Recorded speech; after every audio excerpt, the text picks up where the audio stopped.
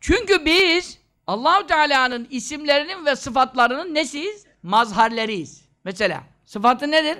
Hayat, ilim, sem'i, basar, irade, kudret, kelam, tekvin sayıyoruz. Biz diri miyiz? Diriyiz. Bizdeki hayat kimden? Allah Teala'nın hayat sıfatından. Biz Allah'ın hayat sıfatının nesiyiz? Mazharıyız. Bizdeki ilim, bak ben şimdi bir şeyler biliyorum, bir şeyler konuşuyorum. Sen dinliyorsun, anlıyorsun. Senin de malumatın var. Sendeki ilim kimden? Allah Teala'nın ilim sıfatından yansımadır. Sem' işitiyorsun. Bak ben burada konuşuyorum. Bu sem' nedir? Allah Teala'nın işitme sıfatından sana yansımadır. Basar görmek, irade arzu etmek. Biz Allah'ın arzu Allah'a aittir. Ama bize de bir irade-i cüziye vermiş. Kudret güç demektir. Bizim ne kadar güçlü elimiz ayağımız hep kalkması Allah'ın kudretindendir. Yoksa Allah güç vermese biz kımıldayamayız. Kelam konuşmak bak. Bu kelam Mevla'nın kelam sıfatındandır. Kuluna onun suretini vermiş. Tekvin icattır.